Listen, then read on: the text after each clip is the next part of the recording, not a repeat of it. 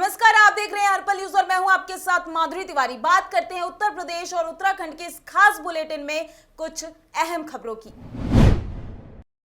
राष्ट्रपति कोविंद का कानपुर दौरा। 2 दिन के कानपुर दौरे पर राष्ट्रपति रामनाथ कोविंद रहेंगे। जन्म शती के समारोह में हुए शामिल, कई कार्यक्रमों में की शिरकत। 25 नवंबर को ग्रेटर नोएडा आएंगे पीएम मोदी। इंटरनेशनल जेवर एयरपोर्ट का करेंगे शिलान्यास। पीएम के दौरे को लेकर तैयारियां पूरी। रामनगरी की सुरक्षा व्यवस्था पर फोकस। अयोध्या में जल्द होगी मॉडर्न कंट्रोल रूम की स्थापना। यूपी पुलिस का विशेष सुरक्षा दस्ता होगा तैनात। उत्तराखंड के पूर्व सीएम हरीश रावत 55 दिनों से डीडीहाट जिले की मांग को लेकर अनशन जारी। युवाओं ने भांग से तैयार की बिल्डिंग। पूर्व सीएम त्रिवेंद्र सिंह रावत करेंगे उद्घाटन। भांग को सीमेंट के तौर पर किया गया इस्तेमाल। राष्ट्रपति रामनाथ कोविंद 24 और 25 नवंबर को 2 दिन के दौरे पर अपने गृह जनपद कानपुर पहुंच रहे हैं। राष्ट्रपति रामनाथ कोविंद बुधवार को कानपुर में Chaudhary Harmohan Singh paramedical science and nursing institute में चौधरी हरमोहन सिंह यादव के जन्मशती समारोह में शामिल हुए। PM Narendra Modi Noida international airport के शिलान्यास समारोह और जनसभा के लिए 25 नवंबर को जिले में आ रहे हैं। वे यहां 1.5 घंटे बिताएंगे। पीएम मोदी के मंच के लिए 60 गुना 100 फीट का जर्मन हैंगर पंडाल लग रहा है। मंच के सामने इस समारोह में आने वाले लोगों के लिए 1.5 लाख कुर्सियां लगेंगी। 21 साल बाद यूपी उत्तराखंड के बीच परिसंपत्तियों का बंटवारा होना तय हो गया है। इस बात की सहमति उत्तराखंड के सीएम पुष्कर सिंह धामी और योगी आदित्यनाथ के बीच सहमति के बाद हो गया है।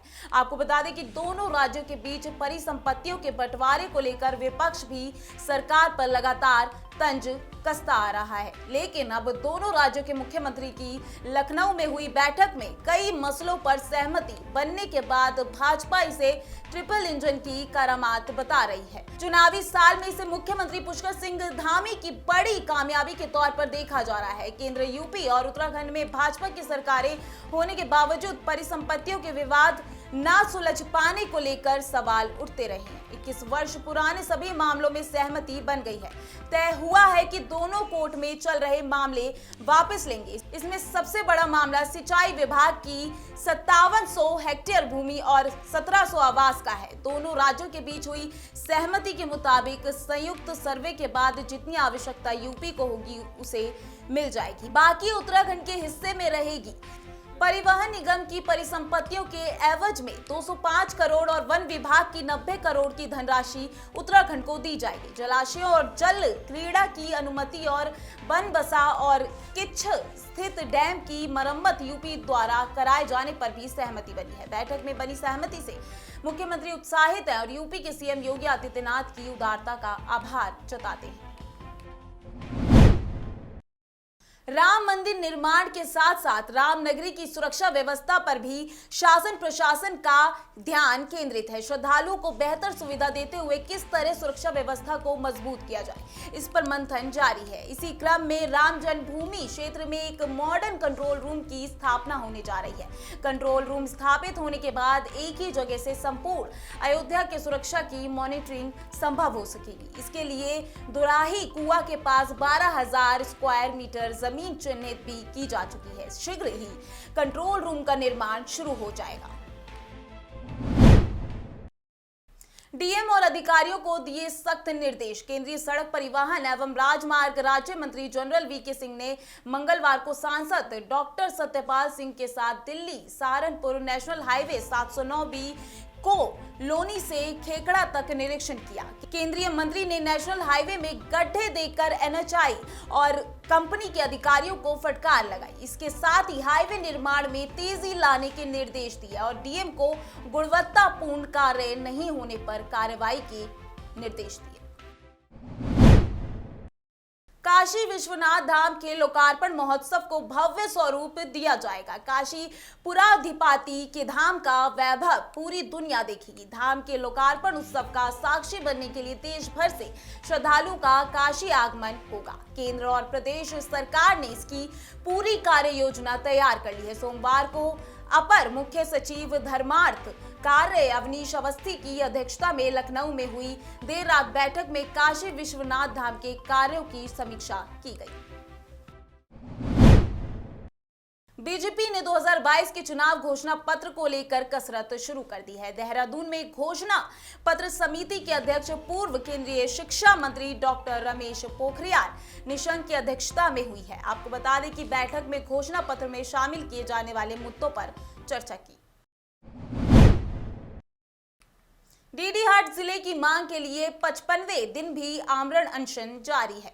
वहीं आमरण अनशन पर बैठे दोनों अनशनकारियों के स्वास्थ्य में लगातार गिरावट आ रही है। बुधवार को पूर्व मुख्यमंत्री हरीश रावत जिले के समर्थन में धरने पर बैठे। आपको बता दें कि मंगलवार को डीडीहाट जिले की मांग के लिए आमरण अनशन के 54वें दिन अनशनकारी पूर्व छात्र संघ अध्यक्ष राजू बोरा और दीपक हर्ष के स्वास्थ्य में भारी गिरावट दर्ज की गई है। वहीं स्वास्थ्य विभाग दोनों अनशनकारियों अनशन समाप्त करने के लिए दबाव डाल रहा है, लेकिन दोनों अड़े हुए हैं।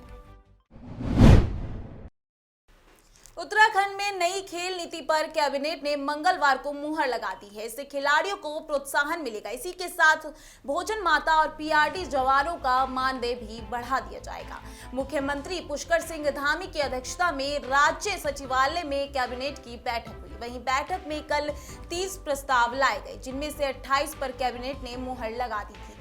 आपको बता दें कि इनमें महत्वपूर्ण खेल नीति 2021 भी शामिल है। भांग के बिल्डिंग मटेरियल से अब आपके नए घर का निर्माण हो सकता है। ये बात साबित कर दिखाई है उत्तराखंड की नम्रता कंडवाल और उनकी टीम ने। आवास एवं शहरी विकास मंत्रालय की ओर से आयोजित ग्लोबल हाउसिंग टेक्नोलॉजी चैलेंज में भांग को सीमेंट के तौर पर इस्तेमाल कर बनाई गई बिल्डिंग ने शीर्ष 5 विशेष तकनीक के आधार पर अपनी जगह बनाई है। इस चैलेंज की शुरुआत प्रधानमंत्री नरेंद्र मोदी ने लाइट हाउस प्रोजेक्ट्स के साथ की थी। बिल्डिंग निर्माण करने वाली टीम ने रिसर्च के क्रम में भांग के पौधे से बिल्डिंग मटेरियल बनाने का भी इजाद किया। इस इमारत का उद्घाटन उत्तराखंड के पूर्व मुख्यमंत्री त्रिवेंद्र सिंह रावत करेंगे।